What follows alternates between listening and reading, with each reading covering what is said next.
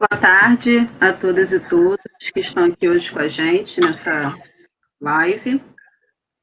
Eu sou a Natália Fonseca, sou uma mulher branca, tenho cabelos escuros na altura do ombro, estou usando óculos, estou usando brincos dourados, são duas argolas, estou de batom marrom, estou usando uma blusa vermelha e ao meu fundo tem uma parede azul. Agora eu vou passar para cada pessoa que está aqui na live para que faça a sua descrição. A primeira é a Lívia. Olá, meu nome é Lívia Pitelli, eu sou uma mulher branca também, cabelos longos, castanho escuro, estão presos nas laterais, estou de brinco dourado, uma blusa branca e um blazer preto, à frente de um fundo branco, uma parede branca. Temos a Carneiro.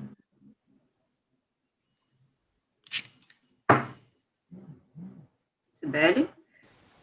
Olá, boa tarde. Meu nome é Sibeli, sou uma mulher branca, cabelos castanhos na altura dos ombros, uso óculos marrom, estou com uma blusa rosa, com uma lateral azul escuro, de colar colorido, e ao fundo um guarda-roupa branco e uma porta de madeira. Boa tarde a todos, é um prazer estar aqui com vocês. Temos o Mauro, nosso intérprete. Boa tarde, eu sou Mauro Oliveira, intérprete da UF, sou um homem de pele clara, cabelo crespo, bem rancho, bem baixinho, estou vestindo uma camisa verde, gola polo, e ao fundo uma parede branca no quarto. Boa tarde a todos. E temos também a Jaqueline, nossa outra intérprete. Olá, boa tarde a todos. Eu sou a Jaqueline, trabalho aqui na UF como intérprete de Libras. A cor da minha pele é morena clara, tenho cabelo castanho escuro, mais ou menos na altura do ombro, e meio cacheado, né? Acho que é isso só. Não uso óculos, estou de camisa preta, e a parede ao fundo onde eu estou é um amarelo bem clarinho. Obrigada, Jaque. Bom, agora na tela ficaremos eu, a Lívia, a Jaqueline, que vai começar a fazer a interpretação, e Sibeli. O Mauro volta daqui a 20 minutos, certo, Mauro? Obrigada. Bom, gente, hoje o tema da nossa live é 5 anos da Lei Brasileira de Inclusão e os desafios continuam. Para falar sobre esse tema, hoje nós temos a professora Sibeli Carneiro. Ela é professora da Faculdade de Direito da UF, graduada pela Universidade Federal de Uberlândia, mestra em Direito pela PUC de São Paulo e doutora em Sociologia e Direito pela UF, né, pelo PPGS. A professora, ela é membro da Comissão Permanente de Acessibilidade e Inclusão da UF, a UF Acessível. É também professora orientadora do grupo de estudos sobre o Estatuto das Pessoas com Deficiência.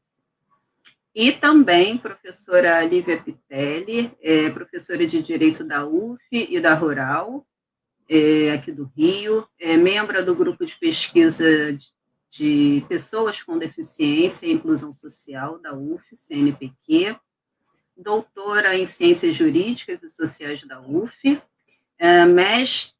mestre em Direito e coordenadora do livro O Estatuto da Pessoa com Deficiência, comentários à Lei 13.456 de 2015, que é a nossa lei brasileira de inclusão. Eu sou a Natália Fonseca, eu também componho a Comissão Acessível, Representação Discente, estou diretora de Acessibilidade e Inclusão do DCE da UF, Fernando Santa Cruz, e também componho o Conselho Municipal de Política para as Mulheres aqui da cidade de Niterói, ocupando a cadeira das mulheres com deficiência. Eu sou uma mulher com deficiência, tenho deficiência auditiva. Estou aprendendo Libras ainda, porque ainda não tenho domínio da Libras. Uso transcritor e legenda. Bom, então eu vou passar a palavra à Cibele e à Lívia, que vão fazer essa live aqui para a gente hoje. A gente vai falar sobre temas como a concepção social e concepção médica da deficiência. A gente vai falar sobre igualdade substancial, a gente vai falar sobre participação das pessoas com deficiência nas políticas públicas e a LBI e os seus outros dispositivos legais. Tá bom? Então, vou passar a palavra à Lívia, quem vai começar, não é isso, Lívia? Isso mesmo. Pode ser. Falando sobre essa concepção social e médica. Prazer, viu, Lívia? Tá joia. Eu que agradeço, Natália. De início, já agradeço você e a Lucília, que fizeram o convite para mim e para a Cibele. É um prazer estar aqui, da mesma forma que é um prazer participar do grupo de estudos coordenado pela professora Cibele. Eu sou uma estudiosa, uma curiosa do Estatuto da Pessoa com Deficiência ou da Lei Brasileira de Inclusão, mas como professora de Direito, eu sou muito mais teórica, né? Eu tenho um estudo mais teórico, e a oportunidade de estar com vocês, de dividir, de vivenciar, de ouvir um pouquinho, né, da realidade e das dificuldades da pessoa com deficiência, não só enriquece o nosso estudo, como propicia a gente conseguir entender um pouquinho dos desafios, né, dessa nova legislação. Então, eu agradeço mesmo o convite, é uma honra estar aqui, agradeço a Jaqueline e o Mauro também, que estão aqui, os conheci hoje. Obrigada. Eu vou falar um pouquinho, não vou me alongar muito, mas eu vou começar falando sobre a Lei Brasileira de Inclusão, que é essa Lei 13.146, de julho de 2015. Então, a gente completou esse ano os 5 anos. É uma data comemorativa, né, para o Estatuto, mas é uma história que não começou há 5 anos, né? A gente tem que sempre lembrar que é uma história, essa legislação é resultado de lutas, de conquistas, que já vem de outras legislações brasileiras ainda mais tímidas, mas que principalmente tem como base a Convenção sobre os Direitos da Pessoa com Deficiência, que é a chamada Convenção de Nova York, né, e o protocolo facultativo, que foi internalizada, né, ratificada no Brasil no ano de 2008. Então, muito do Estatuto, muito do que vem na Lei Brasileira de Inclusão, ela é reflexo da Convenção, né, ela é até um espelho da própria Convenção. E quando a lei entra em vigor, ela divide opiniões, né? De um lado, a gente tem até uma doutrina minoritária, né? São pessoas do direito, uma corrente minoritária, mas trazendo muitas críticas ao Estatuto, no sentido de que ele trouxe mais incerteza, ele trouxe insegurança jurídica, principalmente no caráter protetivo da pessoa com deficiência, né? Porque, juridicamente, a gente eliminou uma proteção que a gente tinha para as pessoas com deficiência, no tocante à questão da capacidade, né? Hoje, a gente tem uma presunção de capacidade da pessoa com deficiência, e para, eventualmente, se anular um negócio jurídico, para requerer a prescrição, ou melhor, para que não se considere a prescrição de um negócio jurídico, você vai ter que fazer prova da sua incapacidade e tudo mais. Então, vem com muita crítica nesse ponto, porém, né, é justamente esse um dos grandes méritos do Estatuto da Pessoa com Deficiência, quando ele traz autonomia para a pessoa com deficiência. Então, apesar das críticas, principalmente dos civilistas, das pessoas ligadas, né, dos estudiosos de direito civil, o grande mérito, para mim, é que ela vem como uma medida libertadora, né, para um contingente de pessoas que durante séculos foram preteridas, né? Então, se a gente olhar historicamente, a gente sai daquela ideia de exclusão social para uma fase, né, de um atendimento segregado em instituições. Então, quando a gente falava de integração social, e a gente vem para um modelo muito mais de inclusão social. A palavra hoje é inclusão, né? Por isso que eu gosto tanto da terminologia de lei brasileira de inclusão. E essa questão da nomenclatura, de início, ela pode até parecer que não tem tanta relevância, né? Mas se a gente olhar alguns termos preconceituosos que já foram utilizados, como aleijado, incapacitado, inválido, o Código Civil de 2016, que era o código em vigor, código válido até 2002, ele falava, por exemplo, de loucos de todo gênero, alienados. Então, a gente vem com uma mudança de linguagem já no Código Civil novo, desde 2003, mas a Lei Brasileira de Inclusão, nos moldes da Convenção de Nova York, coloca aí, tenta trazer uma terminologia mais adequada, deixando de lado a questão de pessoa portadora de deficiência, porque ninguém porta nada, né, aqui, ou outros termos preconceituosos usados aí na década de 80 e década de 90. Enfim, esse grande mérito, acho, da legislação, pelo menos sob o meu ponto de vista, é que a gente acaba tendo uma ressignificação do que você entende por deficiência. Então, a gente sai daquele modelo, de um modelo médico, né, de deficiência, em que a gente entendia a deficiência como uma doença, uma necessidade que a pessoa tinha que... Era problema da pessoa com deficiência, buscar tratamento, e buscar uma melhor adaptação, buscar uma melhor mudança de conduta. E deixa-se de lado, então, essa medicalização desse conceito, porque quando você medicaliza, você joga o problema para a pessoa com deficiência e você tira a responsabilidade, de certa forma, da sociedade como um todo, né? De mudar suas estruturas, de se adaptar. E o Estatuto, o ALBI, né, nos moldes da Convenção de Nova York, passa a adotar um modelo social, né? É um modelo muito mais aberto, que ele se preocupa com muito mais a questão da interação da pessoa com deficiência com a sociedade. Então, as barreiras que a sociedade coloca, as barreiras que a sociedade impõe para a efetiva participação dessa pessoa com deficiência nos atos cotidianos, né, da vida. Então, nas oportunidades, nas atividades, se comparados com as demais pessoas. Então, pela primeira vez, pelo menos na legislação brasileira, a gente tira a responsabilidade exclusiva da pessoa com deficiência e a gente joga a responsabilidade para a sociedade. Se a gente está falando em barreiras, que existem obstáculos para essa interação, é um problema social isso, né? Então, vamos assumir a frente e vamos mudar isso, né? Então, a deficiência...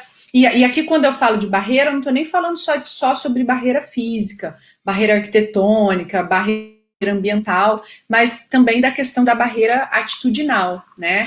Das pessoas, de preconceito e tudo mais.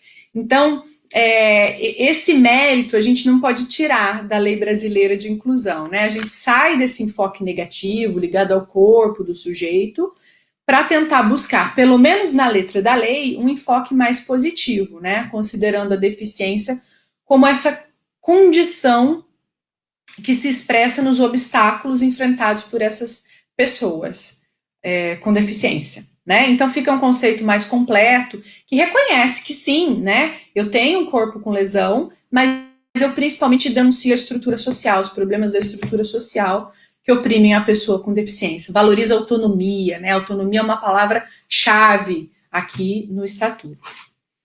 Bom, o Estatuto, ele é considerado uma legislação relativamente completa, né? Então, quando a gente pensa na quantidade de temas, a gente está passando no grupo de estudo aí por vários deles, né?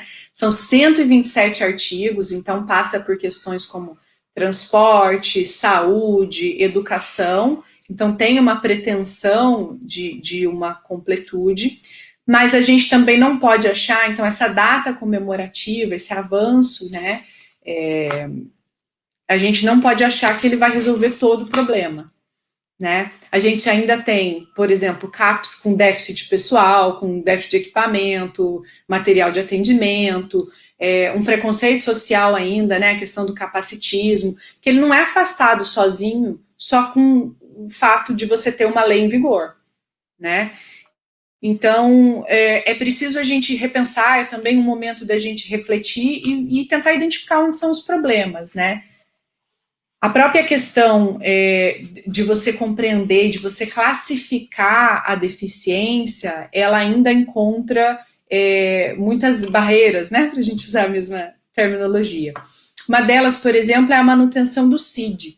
O que é o CID? O CID é um Código Internacional de Doenças, a gente discutiu bastante isso no grupo, né, a Natália até que levantou muito a bola, e é muito interessante a gente pensar por esse viés, porque esse CID, ele geralmente aparece, né, nos atestados médicos para classificar, padronizar doenças, sinais, sintomas, anormalidades, etc. Ele ainda tem sido utilizado como critério para classificação da deficiência, né? E totalmente desatualizado. O CID, por exemplo, ainda usa termos como retardo mental, enfim, tem um movimento de atualização do CID, mas continua-se usando o CID antigo ao invés de usar o CIF, né, que é a Classificação Internacional de Funcionalidades, que é uma classificação muito mais apta porque ela analisa o sujeito de forma biopsicossocial. O que quer dizer isso? Na verdade, o objetivo dessa outra classificação é a gente avaliar a função, condição, do que o corpo ainda precisa para realizar, ao invés de classificar a pessoa tão somente como a doença e a capacidade ou incapacidade, como o CID faz, né?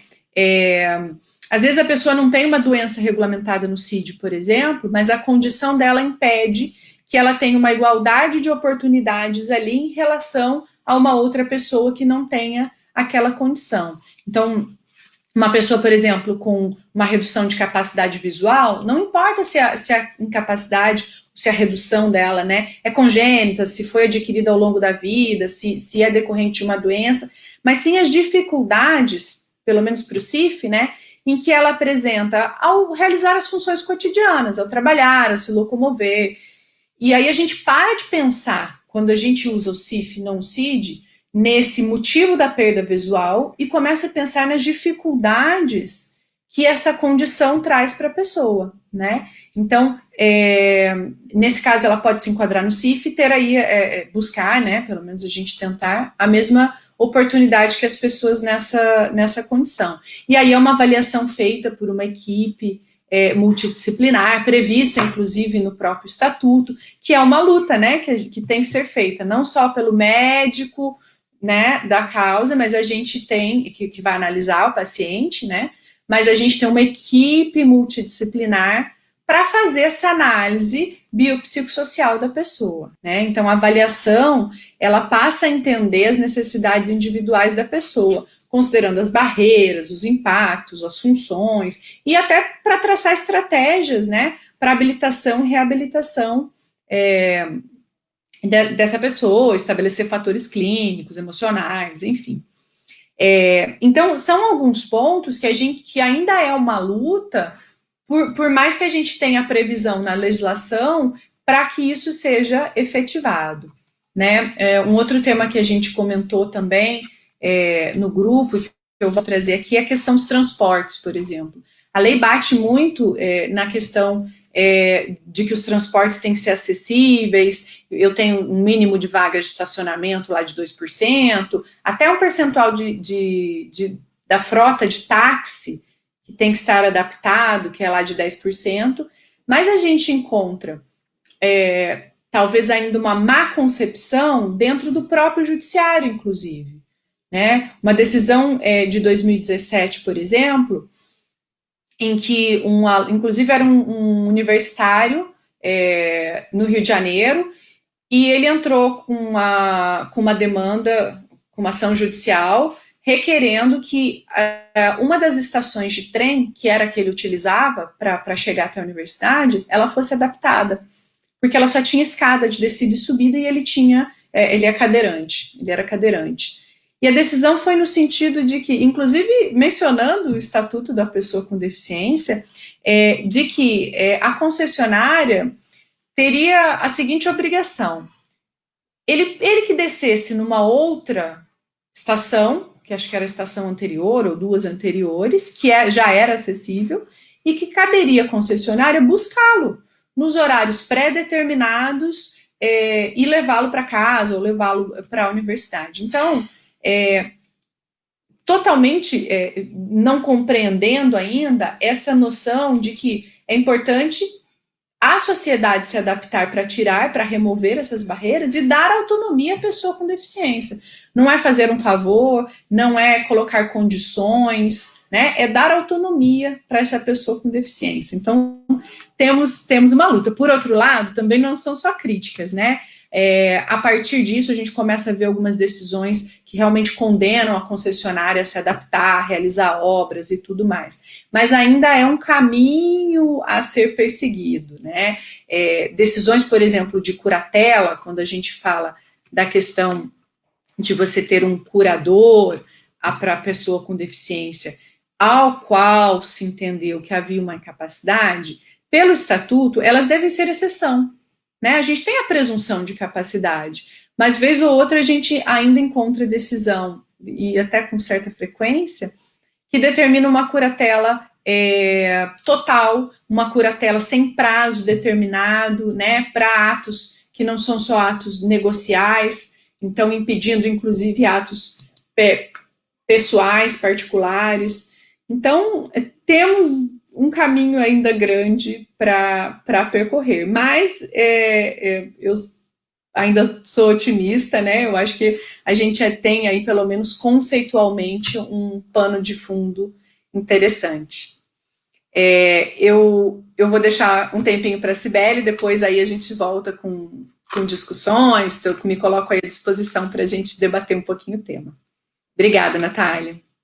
Eu que agradeço, Lívia.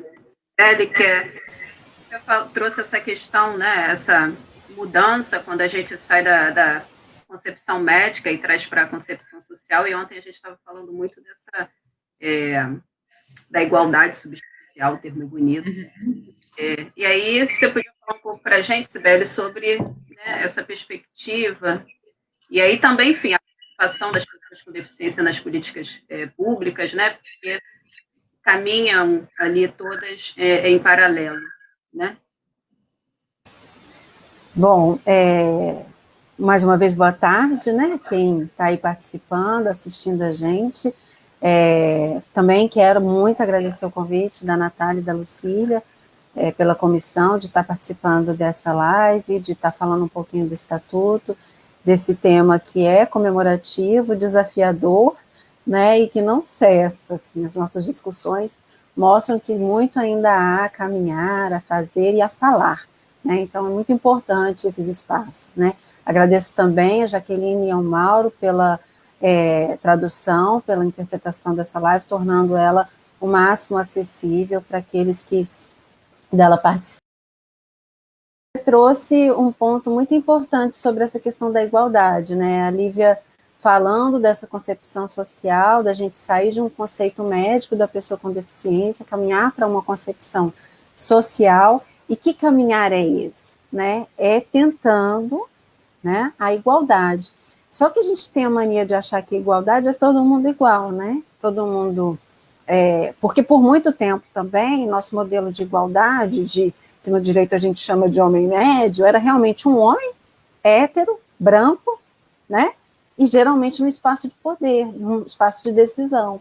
Mas as coisas estão mudando, né? E não é de hoje, a diversidade chega para nos mostrar que os espaços são plurais, são de brancos, de negros, de mulheres, de homens, de pessoas com deficiência, de pessoas sem deficiência, de todos, né? E nesse sentido de igualdade, a gente, no Estatuto, né? Bom, primeiro eu quero falar sobre o nosso grupo de estudo, né, que deu origem a todo esse encontro maravilhoso né, com pessoas maravilhosas que me acrescentaram muito e que foi um grupo pensado a partir da comissão. E ele que nos traz essa importância, né, de conceituar, a Lívia bem falou, a Lei Brasileira de Inclusão. Pode parecer que o termo não tem tanta relevância, mas tem, né? Nós estamos falando de inclusão, Estatuto da Pessoa com Deficiência, então nós estamos falando de uma pessoa com capacidade, com deficiência, né? Todos esses termos são muito importantes. E para garantir uma igualdade, que também no direito a gente gosta de distinguir, né? Igualdade formal e igualdade material ou substancial. Quando a gente pensa nessa igualdade de oportunidade, não é que todo mundo tem direito a fazer uma prova, por exemplo, mas é em que condições as pessoas estão participando dessa prova, em que condições elas participam desse processo, né? E isso eu acho que vale para tudo, né? Quando a gente pensa, por exemplo, nas ações afirmativas, a gente pensa numa reserva de vaga em processos seletivos, nós estamos pensando em garantir uma igualdade. A princípio pode parecer uma desigualdade, como a gente tem pessoas que dizem, que afirmam que isso é uma desigualdade que não se justifica em face da igualdade prevista na Constituição Federal, todos são iguais perante a lei. Né? É um engano, porque essa igualdade na interpretação literal do dispositivo constitucional, todos são iguais perante a lei, é uma igualdade dita formal, é uma igualdade na forma da lei, na formalidade, não é uma igualdade real, né? E quando a gente passa para os nossos exemplos, para os nossos casos, a gente vê o quão desigual estamos, cada um na sua condição, na sua vulnerabilidade. Vulnerabilidade não é fraqueza, né? É uma situação que te coloca no espaço de vulnerabilidade. Né, como, às vezes, no nosso grupo, apesar de estarmos num grupo de estudo da Lei Brasileira de Inclusão, sobre o Estatuto da Pessoa com Deficiência, a gente comunica muito com outras vulnerabilidades, né, a questão da mulher, a mulher mãe negra com deficiência, a mulher mãe negra com deficiência trabalhadora, né, são condições, são situações que exigem que o próprio legislador nos deu uma resposta para garantir a igualdade. Né? Nas primeiras aulas de direito, e lá depois no discurso da formatura, sempre tem alguém que vai mencionar, né, a questão da igualdade material, da igualdade substancial, onde eu tenho uma desigualdade real, eu tenho o legislador que cria uma desigualdade formal para que eu possa pensar numa situação equilibrada. Então, se quando você pensa num processo seletivo com uma reserva de vaga para pessoas com deficiência, pessoas negras, né, pessoas em vulnerabilidade social, você cria, através de uma norma, uma desigualdade, isso é um fato, mas que vai atingir essa igualdade substancial, essa igualdade real, a igualdade material. Você sai do plano da igualdade formal, é isso que nós pretendemos, é isso que um Estado democrático de direito tem que se transformar. Nós não somos só um Estado de direito, um Estado de normas. Nós pretendemos ser um Estado democrático de direito. Então, essa democracia exige, né, que a gente trace medidas, mecanismos, formas de atingir uma igualdade substancial, uma igualdade material.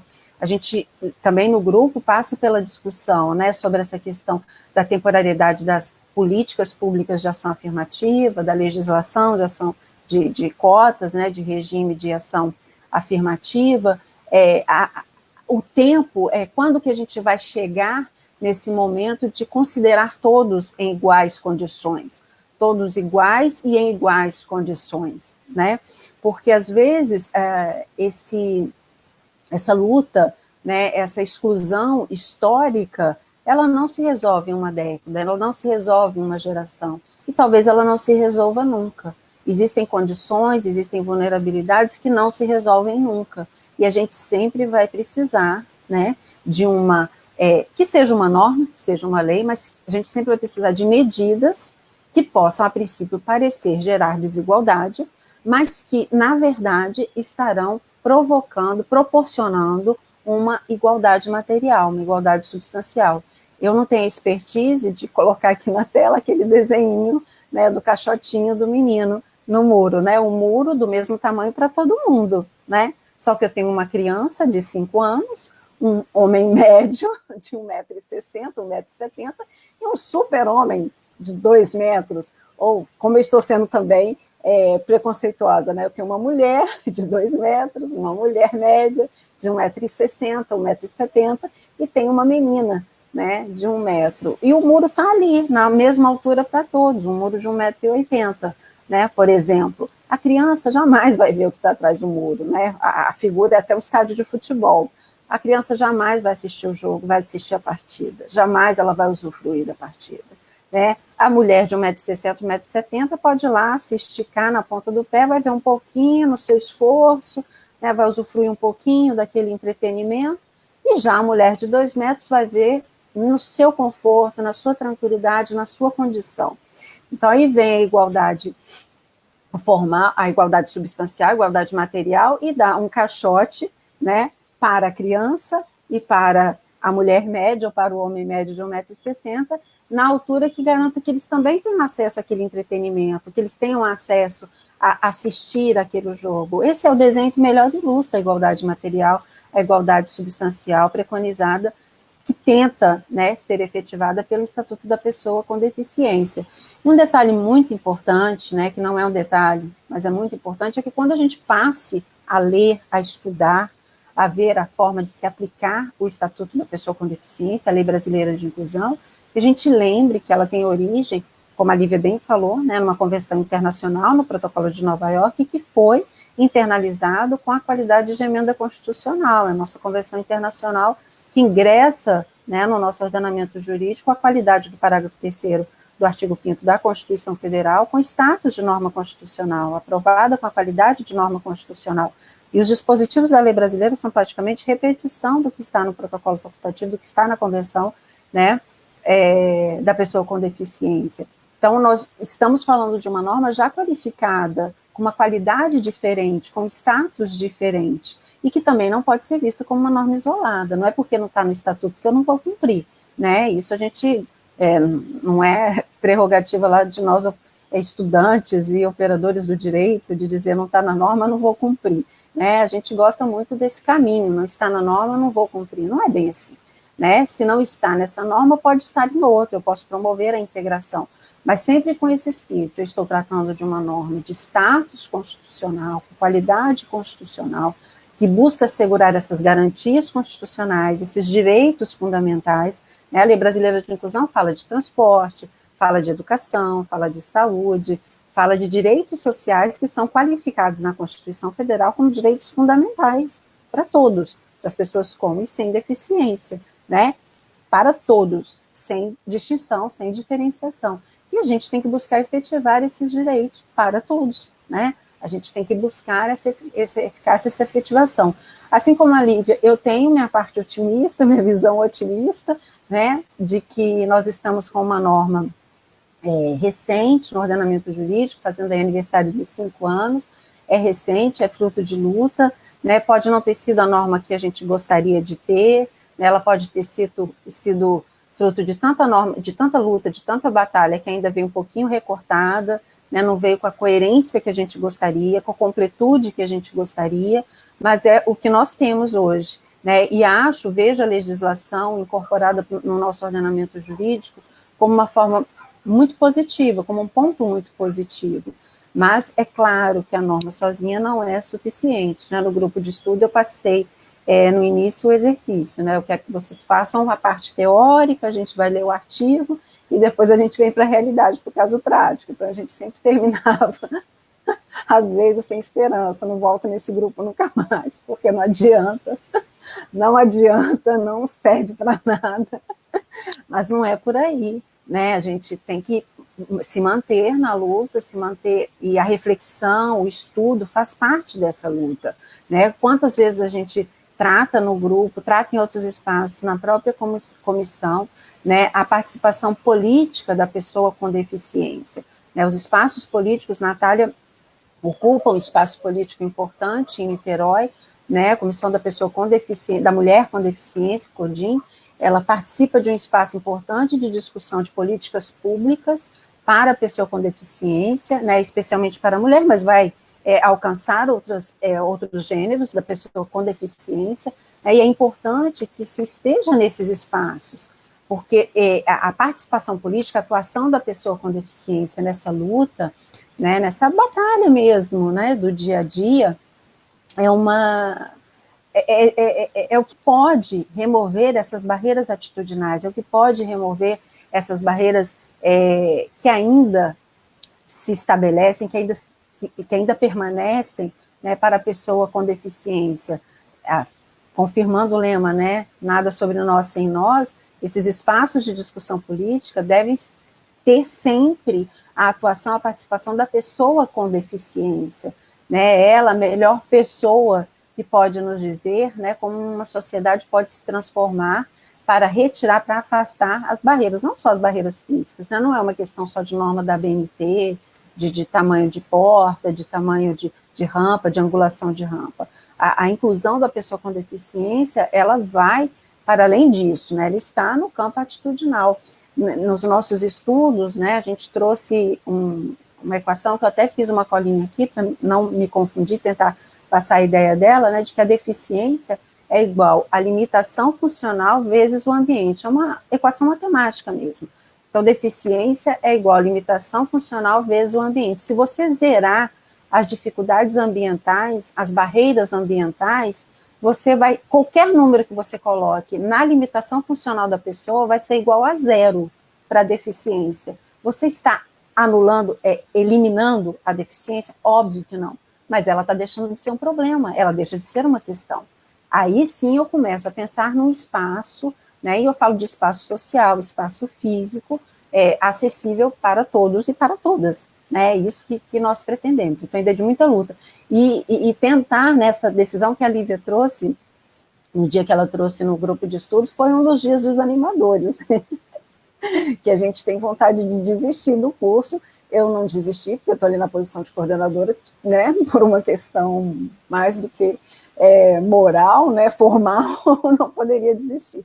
Mas é desanimador, né, você vê alguém que o estatuto lhe foi cobrado numa prova de concurso, né, foi estudado e passa por constantes cursos de aperfeiçoamento no Poder Judiciário, né, os tribunais fazem curso de aperfeiçoamento, consegue prolatar uma decisão dessa, excludente, né, no melhor sentido da palavra, né, então eu não vou obrigar ninguém a adaptar o espaço físico, eu vou lá te buscar, não é isso, né, a situação, a decisão tem que ser uma decisão pensada para o ambiente, para todos, né, não é só aquela pessoa que precisa daquela estação, somos todos nós precisamos de lugares, de espaços adaptados, né, então essa participação política, eu acho que ainda tem esse reforço de importância, né, que é mudar a visão do próprio judiciário, né, do Ministério Público, na hora de aplicar, de tornar efetivo o Estatuto da Pessoa com Deficiência e evitar que as questões cheguem lá. Porque quando chega lá, infelizmente, a gente tem algumas decisões que só reforçam a exclusão, ao invés de garantir a inclusão, que é o que nós pretendemos, né? Infelizmente, a gente convive com essa realidade para qualquer demanda, não só para a demanda da pessoa com deficiência. O judiciário acaba sendo essa surpresa que pode ser boa ou ruim, né? Eu estou vendo aqui que no chat tem algumas pessoas participando de fora, eu acho que tem um espaço também aberto para elas, eu vou encerrar minha fala aqui, para que essas pessoas possam participar caso queiram, né, Natália? Não, dinâmica, podem ficar à vontade, quem quiser, tiver alguma pergunta a fazer, está aberto a perguntas, porque é um espaço fundamental e são duas mulheres que conhecem muito, que têm muito a passar. Eu faço parte do grupo de estudos que a Sibeli está coordenando, Lívia também participa, e eu tenho aprendido aí nesses últimos meses coisas incríveis com elas, são mulheres assim de muita potência e que estão ali na luta, né? Isso é uma questão que a gente sempre fala, nós, pessoas com deficiência, né? A gente precisa de uma rede que colabore, mas uma rede que realmente esteja preocupada e que participe e que compreenda essa questão que a Sibeli colocou, que nós, pessoas com deficiência, a gente também tem essa capacidade, também precisa estar nesses espaços, né, de decisão e das políticas públicas.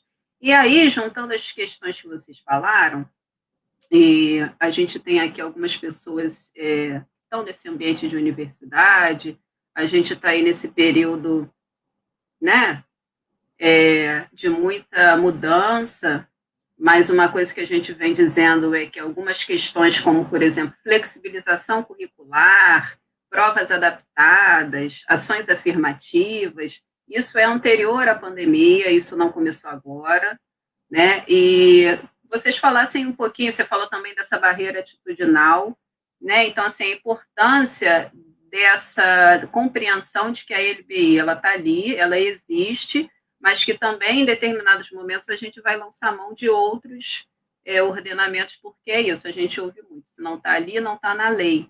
Né? Então, como é que a gente pode fazer essa mediação? Como é que isso pode acontecer? Que as pessoas têm muitas dúvidas em relação a isso. Né? E a gente vem conversando muito sobre isso dentro do nosso grupo de estudo lá. Olha aí, o nosso, já tomei para mim o grupo, gente. É nosso, com certeza é nosso, é nosso. E aí que vocês falassem um pouquinho sobre isso, assim, e o que vocês tiverem mais para falar, porque esse é um ponto que realmente tem muita dúvida em relação à LBI, né? A LBI e outros dispositivos legais. É importante ver a LBI não como uma norma que revogou normas anteriores, né, que regulamentavam a situação da pessoa com deficiência, que regulamentavam alguns direitos da pessoa com deficiência. Então, a gente tem que tomar cuidado que a LBI vai revogar naquilo que ela contrariou dispositivos anteriores, mas onde ela não contraria, esses dispositivos permanecem aplicáveis, podendo ser aplicados. A Lei Brasileira de Inclusão, ela não pode ser vista, nenhuma legislação pode ser vista separadamente, né, isoladamente. A gente se sujeita, nesse Estado democrático de direito, a um conjunto de normas, né? Então, a Lei Brasileira de Inclusão não é porque não está na lei, né, que não precisamos de cumprir, não precisamos de fazer. Infelizmente, a gente escuta muito isso. Até no próprio ambiente universitário, né, no curso, né, não está no regulamento, não vou cumprir, não está no regulamento, não pode, não está no regulamento, não faço, né, não é bem por aí. A questão, por exemplo, a educação é para todos, isso é um direito constitucional.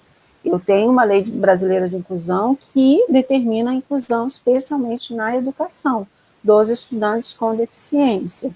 No meu ambiente, quais medidas eu devo tomar para, eu devo tomar para tornar essa educação inclusiva, né? E se o regulamento ainda é silente, ainda silencia sobre uma questão tão importante como essa, eu posso me valer de outros exemplos, né, de outros normativos, ou eu posso buscar adaptando a Constituição, né, garantindo essa educação para todos, com a Lei Brasileira de Inclusão, que determina essa educação inclusiva, eu posso adaptar sim e tornar aquela situação de exclusão numa situação inclusiva com os recursos que eu tenho. Isso é possível, né? Eu não vou entrar nem no mérito de ser uma questão moral de boa vontade ou de má vontade. Isso é necessário, né? As pessoas, os profissionais, sejam professores, servidores técnicos, né, eles têm que encontrar um caminho, uma maneira de tornar essa política inclusiva real, né? Não, ainda que eu não tenha uma norma dizendo de forma tão clara como todos são iguais perante a lei, né? Eu tenho como concatenar os dispositivos legais e criar uma situação de inclusão, né? A gente lá no UFCCIL, eu tenho um documento lá que fala do tempo estendido de prova, que é super antigo, né? Eu acho que é da década de 50, que às vezes a gente tem que sacar e tem que explicar para o professor que a pessoa com deficiência, ela tem tempo estendido de prova, né? Não está no regulamento de curso de graduação da UF exatamente com esse texto literal, mas eu tenho em algum lugar um dispositivo que diz que a pessoa com deficiência tem esse tempo estendido, de acordo com a necessidade dela, né? Depende do tempo, eu nem acho que seja meia hora, uma hora, você nem possa estabelecer. De repente, dependendo da deficiência, ela terá um tempo, o que era uma prova de 1 hora, 4 horas de prova, se essa for a necessidade, e a utilização de recursos para isso também, se a pessoa precisa de um ledor da prova, se ela precisa de alguém para escrever a prova, para digitar a prova, se ela precisa de um computador para fazer a prova, né? Então, de acordo com a necessidade da pessoa, você vai adaptar a sua avaliação, a sua prova, né, essa imposição do regulamento, que é a avaliação. Eu me aproprio muito de uma fala da Natália, que eu gostaria de repetir aqui, de uma audiência pública, em que ela fala, eu não sei se todos conhecem o campus do Gragoatá, aqui em Niterói, né? É um campus muito acidentado, né? Primeiro aquelas ruas de paralelepípedo, aqueles paralelepípedos, que eu até perguntei lá para o nosso amigo Sérgio da comissão se aquilo tinha uma representação simbólica, política, porque para mim é o pior piso que existe, né? Aquilo para você virar o pé com ou sem salto é um negócio assim, uma armadilha, né? E não, parece que a intenção foi um piso prático, que se você precisasse de fazer alguma reforma no solo, você tirava o paralelepípedo, põe o paralelepípedo. Foi pensando nessa estrutura física, esqueceram que o piso era para alguém passar por cima, né? Seja andando, seja de muleta, ou seja de cadeira de rodas, né? Então é um campus muito acidentado. Tirando o paralelepípedo, tem calçadas irregulares, né? Calçada fora do lugar, o ponto de ônibus fica longe da entrada do campus, à noite tem muita barraquinha na calçada, é bem complicado entrar, acessar o Gragoatá, para a pessoa com ou sem deficiência. A Natália fez uma analogia, ela falou, imagine o dia de chuva, em que você desce do ônibus, você sem deficiência, desce do ônibus, no ponto de ônibus da Praça da Cantareira, que é onde fica o ponto de ônibus para você chegar no campus do Gragoatá da UF, né? E você vai nesse dia de chuva com aquela enxurrada, com aquela poça d'água, com aquela calçada, tentando sair do ônibus, abrir seu guarda-chuva, carregar sua bolsa, carregar seu material, carregar sua mochila, passar pela guarita ali, pela portaria, andar no paralelepípedo, né, chegar no seu bloco, vamos supor que seja um bloco lá, depois do restaurante universitário, que ainda tem um pedaço sem paralelepípedo, tem um pedacinho de terra ali com lama, né, lá no bloco da sociologia, que é um dos últimos blocos, né, olha a dificuldade para você sem deficiência num dia de chuva, e ela conclui dizendo, para mim todo dia é um dia de chuva, porque a Natália ela tem uma deficiência física, né, que quando ela está em crise de dor, ela tem dificuldade de locomoção, né, então para ela todo dia é um dia de chuva, então eu vou dizer que essa pessoa, né, que todo dia para ela é um dia de chuva, ela tem que fazer a minha prova em 40 minutos, em 50 minutos enquanto professora, ela não pode chegar atrasada na minha aula, ela será reprovada por falta, se ela, por um acaso, faz um tratamento e esse tratamento coincide com o meu horário de aula, né, ela vai ter que se sujeitar às regras de todo mundo, de forma igual perante a lei, nesse sentido formal da legislação. Isso é igualdade? Em que proporção eu estou garantindo igualdade para essa pessoa com deficiência? Então, para mim, essa fala da Natália, ela ilustra muito bem, né, o que é a igualdade. Então, se eu tenho uma pessoa com deficiência que passa, né, a dificuldade que é para poder descobrir a deficiência, às vezes, né, passa a vida inteira buscando saber o que é a deficiência, descobre, já tem um diagnóstico tardio, eu vou falar para essa pessoa que ela tem que concorrer no Enem, no vestibular, em ampla concorrência? Igual a todo mundo que não teve, né, que recorrer a inúmeras clínicas, exames, médicos, né, que não caiu num monte de conto do vigário, de charlatanismo, que passa pelo caminho dessas pessoas, né, de experiências. Ela está ali, ela é igual perante a lei, então ela é igual perante a lei, ela tem que concorrer com todos, né? Essa política de ação afirmativa que lhe reserva o seu grupo para a concorrência é uma política que gera desigualdade ou que gera igualdade, que proporciona uma igualdade material, uma igualdade formal? Bom, Natália, eu queria muito falar da sua fala, que eu acho ela bem desenhada para a gente entender o que é essa questão da igualdade. E espero ter respondido aí a sua colocação sobre essa integração. Não, sim, muito. Excelente. Lívia, tem alguma complementação? Eu acho a fala da Cibele, assim, né, totalmente completa, mas acho que até com relação a esses argumentos, assim, né, quando vem, olha, o regulamento prevê de maneira tal, a gente tem que entender que a gente tem uma hierarquia normativa dentro do direito e que acima desses regulamentos internos e tudo mais, a gente tem uma lei, Brasileira de Inclusão agora, que prevê, inclusive, princípios. A gente tem normas mais abstratas. Você vai ver que eles não se detalha exatamente todas as situações, mas prevê, por exemplo, princípios como o respeito à independência da pessoa, a não discriminação, a efetiva participação da pessoa com deficiência e inclusão social, acessibilidade, esse respeito à diferença, a igualdade de direitos, enfim, que não estão só na Lei Brasileira de Inclusão, mas estão acima ainda na norma máxima, né, que é a Constituição Federal, dentro da hierarquia nacional. E que, por si só, por elas serem princípios, por a gente ter esse amparo constitucional, a gente tem que respeitar essas normas inferiores. Então, se a gente tem um regulamento que prevê tal tempo de prova, isso é incompatível com essa independência, acessibilidade, não discriminação da pessoa com deficiência. Então, esse argumento, assim, é até um pouco de má vontade mesmo, né, como diz a Cibele, ou, enfim, uma má compreensão dessa questão de um sistema como um todo, né? A Lei Brasileira de Inclusão, nesse ponto, ela tenta criar toda uma compreensão diferente sobre isso, sobre a nossa responsabilidade enquanto indivíduos e enquanto instituição, né? Então, enquanto universidade, da gente propiciar tudo isso. Então, promover essas adaptações e justamente, né, se virar, porque tem que dar um jeito de propiciar que todos participem. Acontecer. Tem uma pergunta aqui da Tamires Figueiredo. O Thiago também fez uma pergunta antes, mas é que a da Tamires vai um pouco no que a gente está falando.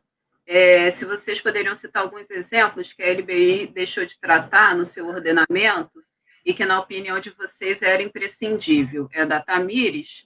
E a outra pergunta do Tiago é se vocês têm alguma informação sobre como está a aposentadoria e isenção do imposto de renda para quem trabalha e tem deficiência, né? Isso aí é um processo. É um processo longo e complexo, mas, enfim, são essas duas perguntas. Tá. Agradeço as perguntas, né? E outra coisa, esqueci, desculpa. Lucília, a pergunta da Lucília, depois, Lívia, ela queria que você falasse um pouquinho sobre o livro, né, que você fez, que você aí coordenou, e aí depois falasse um pouquinho de como que foi esse processo, a importância do livro, o que tem aí. Aí você, Lívia e Cibele, fazem são excelentes, meninas, excelentes. Obrigada. Eu vou começar de trás para frente, então depois eu passo a bola para a Cibele. O livro é esse aqui, ó, Estatuto da Pessoa com Deficiência, comentários à Lei 13.146 de 2015, da editora Foco, tá? É um livro de 2019. E, basicamente, eu gosto de contar um pouco dessa história porque eu acho que ela representa muito essa questão da mudança cultural e da mudança de compreensão. Quando eu vim para o Rio de Janeiro, talvez meu sotaque me entregue, eu não sou daqui, e eu pisei em sala de aula a primeira vez como professora de Direito Civil, e eu fui falar de capacidades, e a gente tinha tido, o Estatuto é de 2015, né? Eu entrei em sala de aula no meio de 2016, e eu fui falar da questão de capacidade, e os alunos não tinham sequer ouvido falar do Estatuto da Pessoa com Deficiência. Então, aquilo começou a me incomodar de uma maneira, não era nem meu tema de aula específico, que eu falei assim, gente, não é possível, as pessoas não ouvem falar, né? Então, até ligando com essa questão da participação política que a Cibele falou, né? A gente tem que ter pessoa com deficiência lá no meio falando, esse assunto tem que ser debatido, esse assunto tem que ser trazido para a sociedade pensar em conjunto. Né? E o livro foi resultado disso, assim, então desse incômodo. A disciplina ela não consta na maioria das universidades, né? Pelo menos nas universidades que eu já passei, como uma disciplina nem como obrigatória, muitas vezes nem como uma disciplina facultativa. Então o livro foi resultado um pouco disso. Eu era professora em especial na UFRJ aqui, né, na FND, e a gente juntou vários professores, cada um para tratar, como o Estatuto ele trata de diversos temas, né, tanto de direito, estou falando de trabalho, estou falando de direito penal, estou falando de direito civil, então profissionais que, cada um na sua área, podia fazer, né, comentários sobre aquilo. Então, a proposta foi essa. Enfim, e aí saiu o resultado, foi um processo aí de mais de ano, para a gente poder coletar e tentar compilar, né, informações como uma forma de começar a se discutir. Então, essa mudança cultural. E aí, já até puxando a pergunta da Tamires, para mim, Tamires, eu sou professora de Direito Civil, tá? Estudo processo civil, sou professora de Direito Civil, eu sinto muita falta, não propriamente do que não foi tratado, mas da forma como foi abordada as questões da capacidade, por exemplo, né? A questão da curatela em si, a questão da tomada de decisão apoiada, como ela foi tratada sem um debate. Então, um dos primeiros problemas, talvez, seria quando a gente fala de capacidade, a gente tem uma generalização com relação aos tipos de deficiência, né? E basicamente, na verdade, o que o Estatuto não faz, ele não diferencia os tipos de deficiência para a gente pensar em capacidade, né? Então, eu não estou pensando necessariamente numa deficiência mental ou fazendo uma diferenciação muito grande com deficiência física, os tipos, os graus de deficiência e tudo mais, que eu acho que isso deixa uma falha grande dentro do Estatuto. Isso precisava ter sido mais debatido, né? Quando a gente fala, por exemplo, do Instituto da Tomada de Decisão Apoiada, que é um negócio fantástico, se a gente parar para pensar, poxa, que legal, né? É a faculdade da pessoa com deficiência, ela basicamente tem uma pessoa de sua confiança para ajudar na tomada de decisão, opcional, facultativo. Legal, eu tenho autonomia, mas eu vou me valer de uma outra pessoa porque eu senti que nesse ponto eu preciso de uma ajuda. Não é ninguém para me representar, não é ninguém que vai fazer em meu lugar, mas eu vou ter um apoio, né? É um instituto, por exemplo, que na Argentina, ele é um instituto que ele funciona em cartório, você faz extrajudicial. No Brasil, criou-se um procedimento que você tem que entrar com um pedido judicial, o juiz vai analisar, vai deferir, podem ser 2 pessoas, enfim, que vão ser os seus apoiadores. Então, a gente até discutiu isso no grupo bastante, assim, né? Até que ponto isso é um apoio, né, fácil, né? Não é, né? Ficou burocrático, ficou... Então, eu sinto falta um pouco disso, assim, né, nesse ponto. Acho que ainda tem projetos de lei para reforma já da legislação nesse ponto. Eu acho que tem muita coisa a ser discutido. Mas aí que eu volto, a ser discutido com quem? Com as pessoas com deficiência que estão lá tendo esses problemas, né? É muito fácil, e a gente do direito às vezes tem muito essa mania de impor soluções para as pessoas, para os problemas dos outros que a gente não vivencia, né? Então, e aí? Depois de 5 anos de vigência, quais são os problemas, quais as dificuldades? As pessoas estão fazendo, estão usando a tomada de decisão apoiada, ou talvez isso não está servindo para nada, né? Então, a gente buscar essa participação política das pessoas com deficiência nesse ponto para pensar na reforma, né? Eu vou até pedir desculpa para o Tiago, não é minha área, eu nem vou me arriscar para não falar besteira aqui, né? Eu sei que a gente tem uma previsão de isenção de imposto de renda para algumas deficiências, e ao que me consta, a gente tinha um projeto de lei para ampliar, mas eu vou me abster aqui de falar da questão trabalhista previdenciária. E aí, queria ouvir da Cibele também, né? De repente, sente falta de alguma coisa, de algum ponto que era imprescindível? Bom, eu acho essa questão da decisão apoiada, tomada de decisão apoiada e curatela, um nó, e eu não sou da área de direito civil hoje, né? Eu atuo como professora de processo do trabalho, e como eu já falei no grupo, quando eu estudei no Código Civil de 16, que falava de loucos de todo gênero. Então, eu perdi totalmente o fio da meada. O que é que o legislador pretendeu com essa tomada de decisão apoiada com procedimento judicial muito semelhante, para mim, a grosso modo, né, muito semelhante com a curatela, né? Então, assim, qual foi a intenção do legislador ali? E ainda que tenha esse pano de fundo da autonomia, da capacidade plena, eu acho que faltou realmente tratar a questão com essa independência, com essa autonomia, com essa capacidade plena. Ou talvez ficou com medo, né? A gente está tão acostumado com tudo na justiça e, de repente, né, algo que podia ser extrajudicial continuou lá na justiça.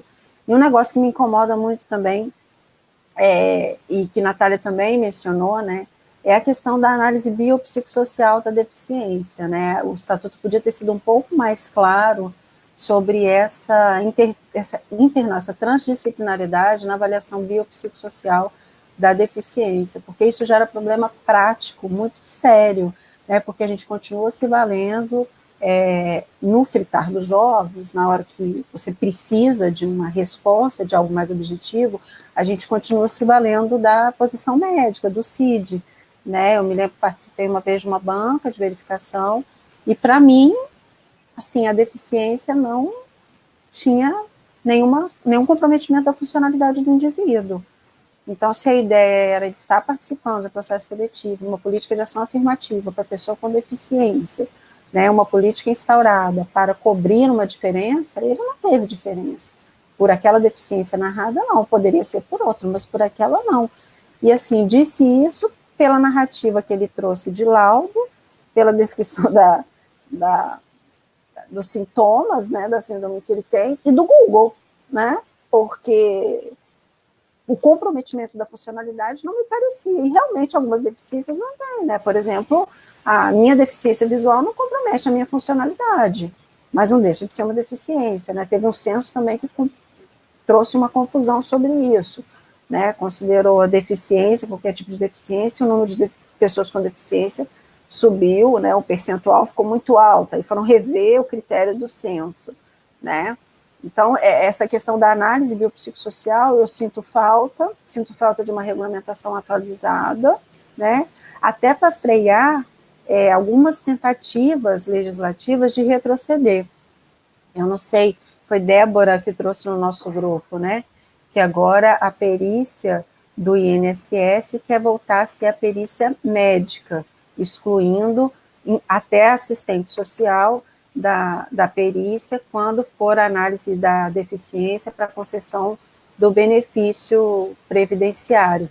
Então, você tem até espaços públicos querendo retroceder, né, o conceito médico de deficiência, e eu acho que muito porque a gente está num vazio aí nessa avaliação, nessa determinação do que seja essa avaliação biopsicossocial da deficiência, né, algo que às vezes eu fico sem resposta mesmo, né, para a Natália e para outras pessoas.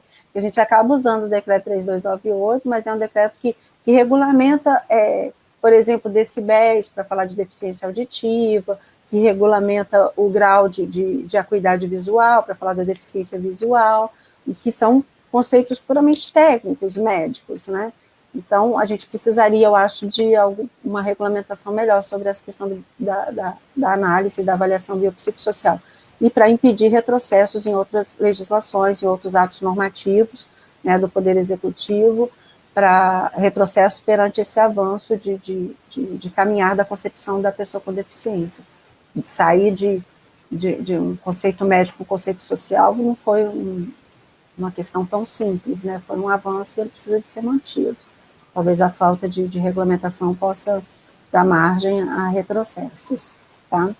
E com relação ao Tiago, né, sobre a aposentadoria, também só sei dizer que existe lei complementar especial, que prevê tempo especial de aposentadoria para pessoa com deficiência, mas também depende dessa análise, dessa perícia, né, dessa avaliação sobre a gravidade, a severidade da deficiência para impactar aí na aposentadoria, e eu acho que imposto de renda também, então também não tenho conhecimento para te dizer.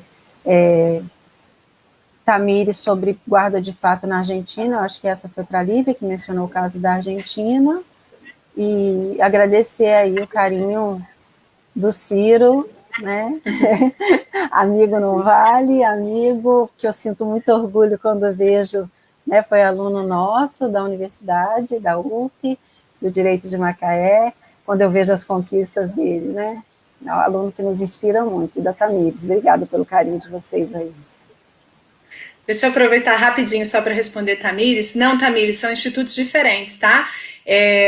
Na Argentina está no artigo 43 do Código Civil argentino, e eles falam, na verdade, qualquer medida de caráter judicial ou extrajudicial que facilite a pessoa a tomada de decisão. Então, eles usam o termo tomada de decisão em espanhol, né, naturalmente, mas a guarda de fato é diferente, tá? Muito mais para a questão familiar, para a questão de filhos e tudo mais, tá? Então são institutos distintos.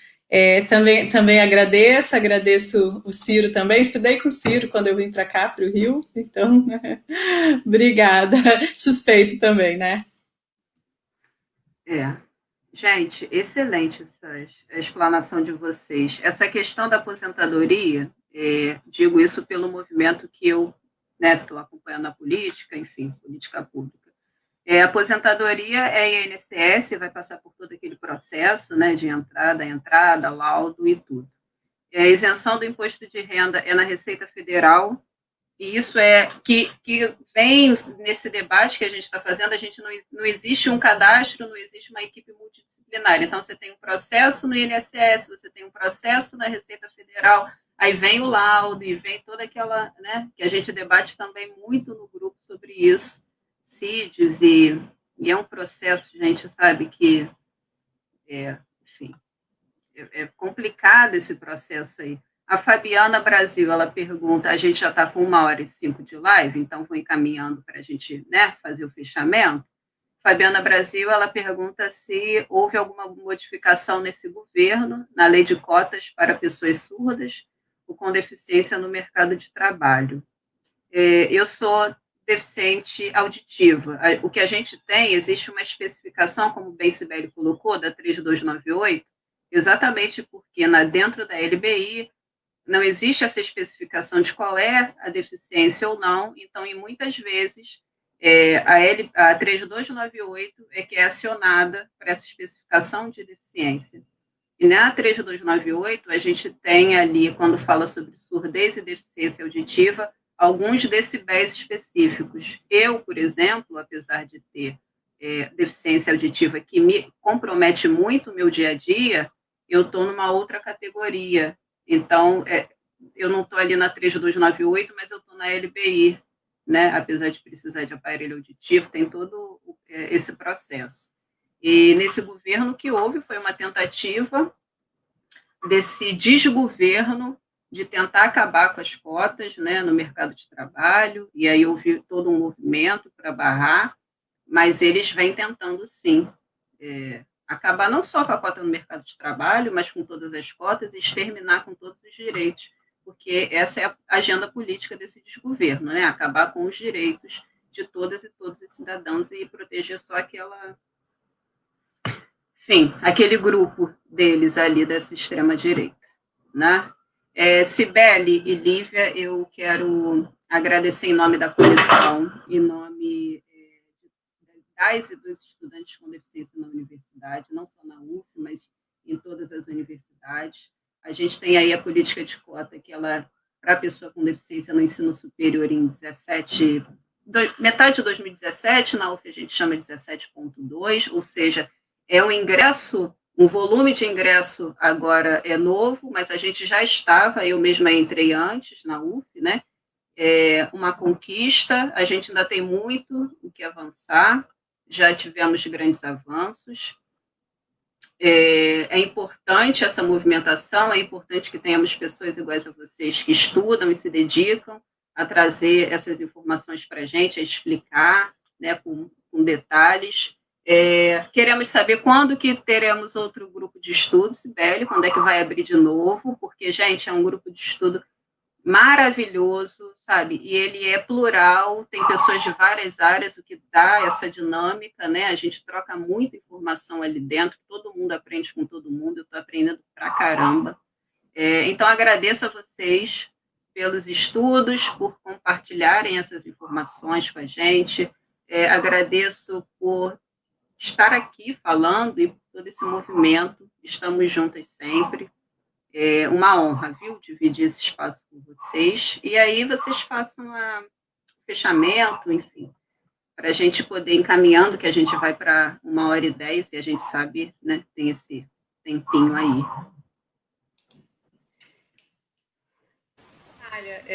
Eu que queria agradecer, assim, eu sou intrusa, eu acho, aqui nesse ponto, né? Então, sou muito mais da parte teórica, realmente, como eu disse, e eu que estou aprendendo com vocês. Cada oportunidade que eu tenho de discutir, de ouvir experiência, é realmente a gente conseguindo trazer o direito assim para a realidade, né? Então, para mim, foi uma honra o convite, agradeço mesmo você, a Lucília, de novo, né, a Jaqueline e o Mauro, que estão aqui traduzindo para a gente, interpretando para a gente, Cibele, mais ainda, que me convidou para entrar no grupo desde o começo, que eu consegui retomar esse ponto. Então, acho que é isso, o importante é a gente discutir, falar, né, apontar, mesmo que às vezes de uma maneira um pouco pessimista, a gente apontar os defeitos mesmo, para a gente tentando melhorar. É só assim que, né, que a gente vai evoluindo, seja na questão legislativa, na questão de jurisprudência, na questão do trato, né, social. Então, quando a gente fala da atitude das pessoas, né, com relação ao outro ser humano, né, e nesse período de pandemia, então, a preocupação, ela ainda fica mais relevante, porque a gente tem pessoas estudando, pessoas à distância, um sistema que ainda está se constituindo, está sendo novo para todo mundo, e onde ficam, né, a pessoa com deficiência nesse ponto. Então, bom, para não me alongar muito, a gente do direito fala muito também, né? Só queria agradecer mesmo, uma honra. Obrigada. Obrigada ao pessoal que participou, aos comentários também, todo mundo que está por aí. E um abraço. Bom, seguindo a linha, né, hashtag gratidão. Muito obrigada mais uma vez pela oportunidade, como eu aprendo com vocês sempre, né, a Lucília, ela hoje é presidente da Comissão UF Acessível, mas a importância e a relevância dela na Universidade Federal Fluminense, na luta pela pessoa com deficiência, é algo que não se pode traduzir em palavras, porque é algo que transcende o discurso, com toda a sua luta, com todo o seu ativismo dentro da universidade.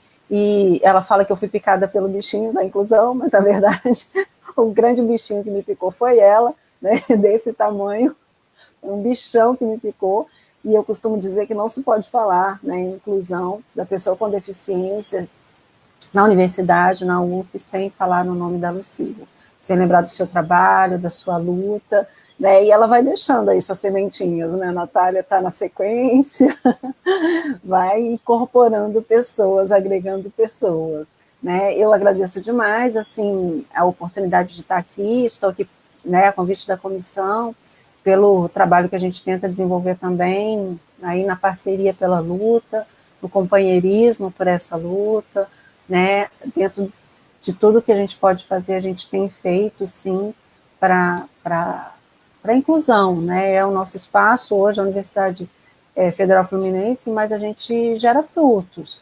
O grupo de estudo mesmo, a gente tem a Tamires lá, né, que levou para o seu trabalho, né, ela trabalha no Legislativo Municipal, levou para o trabalho dela e conseguiu incorporar uma ideia num projeto de lei, né, de inclusão. Ela lembrou dessa questão, né, na hora da normatização.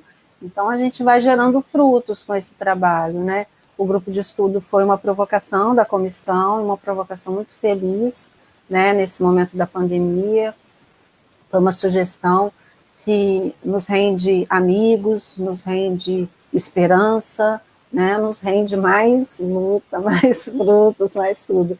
E a Lívia está sendo muito modesta, né, quando ela se coloca, porque praticamente eu usei todo o livro dela no grupo de estudo, o livro que ela coordenou, é um livro excelente, é um livro maravilhoso, acho assim, a gente tem grandes obras sobre a pessoa com deficiência, sim, mas para mim foi um livro que atende essa sede que a gente tem pelo Estatuto, porque às vezes as obras coletivas, né, as pessoas acabam falando de temas que têm maior afinidade, natural isso, né, só que às vezes você começa a falar mais do mesmo, e o livro da Lívia realmente foi o que abordou todos os artigos da forma como eu gostaria de ler, né, o Estatuto da Pessoa com Deficiência, a Lei Brasileira de Inclusão, foi o livro que se apresentou nessa organização para mim, então é um livro, uma obra excelente, super recomendo, tá? Você não quis fazer aí seu jabá, estou fazendo para você, super recomendo para quem quiser fazer uma leitura sistematizada do Estatuto da Pessoa com Deficiência. Os autores tomaram o cuidado de sempre fazer referência aos outros textos legislativos, que torna a obra muito completa, né, e com certeza vou indicá-la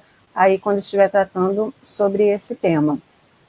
E no mais, agradecer a quem participou dessa live, quem assistiu, mandou comentário, mandou pergunta, né, é uma alegria. Eu acho que, por mais desafiador que seja, né, continuar nessa luta, nessa busca, né, pela inclusão, falar é muito importante, né, refletir é muito importante, para que a gente tome medidas, para que a gente participe de ações de forma consciente, de forma racional, né? Começando pelo nosso espaço, que é a universidade. A Natália bem falou, nesse momento de pandemia, resoluções para fazer ensino remoto, né? A participação da representação estudantil, a participação da representação docente, administrativa, de todos, para tentar tornar as medidas, né? As normas, no máximo inclusivas, né? Então, é muita luta que continua e é importante a gente falar sobre o tema. Eu acho que é sempre importante falar, só isso nos dá reflexão para tomada de decisão de forma racional, consciente, né, participar do processo com algum conhecimento. Eu só aprendo nessa comissão UF Acessível, né, que tem se mostrado um espaço de mediação espetacular sobre o tema de inclusão da pessoa com deficiência na universidade, né, nos 3 segmentos. Obrigada mais uma vez, pessoal. Obrigada, Cibele. Cadê Mauro? Vamos trazer Mauro para se despedir também, porque os intérpretes, eles são fundamentais aqui nesse espaço, gente. Mauro e Jaqueline, muito obrigada. Vocês estão sempre aqui com a gente, sempre colaborando, sempre simpáticos. Então, assim, vocês são fundamentais, viu? Amo vocês. Agradeço Cibele, Lívia, enfim, todo mundo que esteve aqui. Essa live vai ficar salva no nosso perfil, aqui no nosso Facebook. Quem quiser alguma informação também, a UF Acessível, ela tem um site, né, ufacessível.sites.uf.br, também tem as informações lá. Podem entrar em contato, devem, inclusive, para qualquer informação. Se precisar de auxílio dentro da universidade, a gente também está aqui para isso, né, para fazer essa mediação, para resolver esses problemas. A gente está sempre aqui, quiser uma troca, é só chamar que a gente aparece, mesmo que não chame, a gente aparece do mesmo jeito, né, Cibele? Não tem escolha, a gente vai aparecer. Se não fizer inclusão e acessibilidade, a gente vai aparecer. Gente, muito obrigada, Lucília, beijos. Ela está acompanhando a gente, ícone de acessibilidade e inclusão na UF no Brasil, Lucília Machado, mãe de todas nós. Gente, obrigada, até a próxima quinta. Fiquem ligados que a gente vai ter outra live, viu? Beijos. Tchau, tchau.